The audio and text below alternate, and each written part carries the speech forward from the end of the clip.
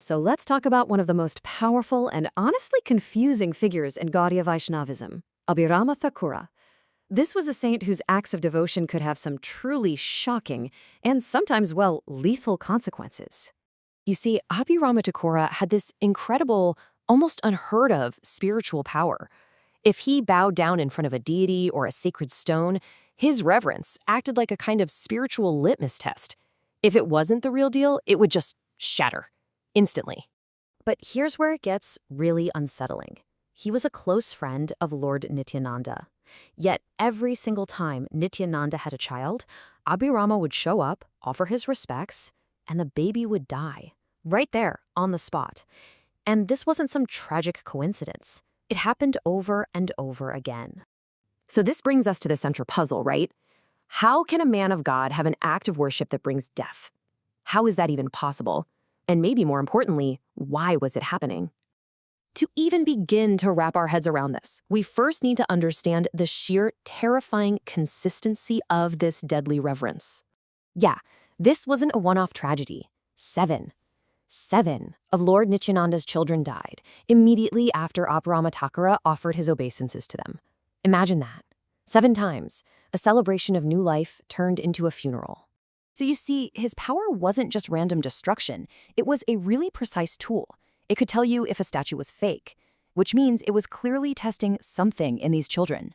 But what could possibly make an infant inauthentic enough to fail a test like that? Well, the answer isn't in his current life. We have to go way back to his past one, to a celestial game of hide-and-seek that, let's just say, went on for a little too long. Turns out, in a previous age, during Lord Krishna's time on Earth, Abhirama was known as Sridama. And he wasn't just any friend. He was the leader of all the cowherd boys, one of Krishna and Balarama's absolute closest companions. And this is where it all started. The story goes that during a game of hide-and-seek, Krishna began a new incarnation, and he took all his friends with him. Except, oops, he forgot Sridama, who was still hiding in a cave. So Lord Balarama, now incarnated as Lord Nityananda, was sent back to find his long-lost friend. But when Nityananda found him, Sridama was skeptical. He basically said, "You can't be my Lord Balaram. You're too small." And, he kind of had a point. The physical bodies in this new era were literally half the size of the ones from his time. So, even after Nityananda proved who he was, Sridama's feelings were hurt. He felt left behind, abandoned. So he refused to go.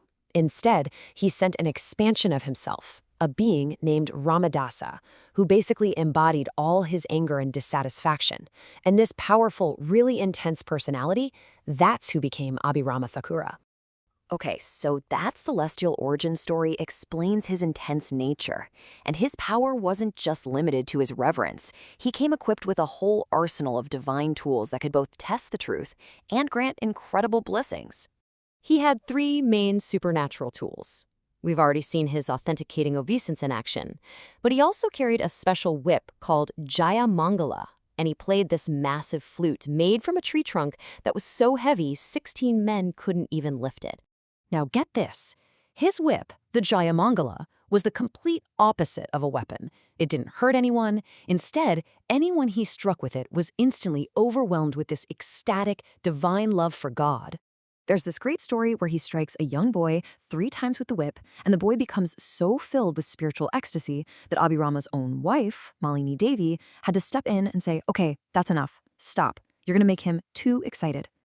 So we've got this incredibly complex figure. He's part angry, forgotten cowherd boy and part benevolent saint. Now let's get back to the main mystery of the children, which all comes to a head at a festival where he was the one guest who definitely was not invited. Right. So fearing for his 8th child, Lord Nityananda deliberately doesn't invite Abhirama to the birth festival. But you can't stop this guy. He miraculously crosses a river on a piece of cloth, shows up, eats a feast meant for hundreds, and then magically doubles it. And finally, he makes his demand.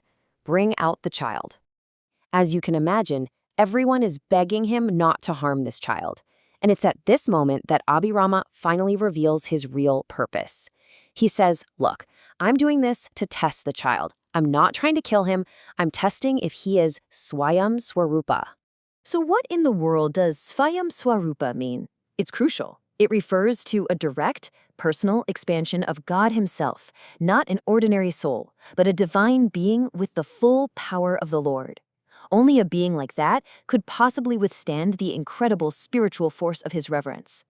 The other 7 children, well, they were not divine expansions, and so they couldn't survive the test. And so, Lord Nityananda brought out his son, Virabhadra. Abhiram Thakura bowed down once, and the child just laughed. He bowed a second time, and a third.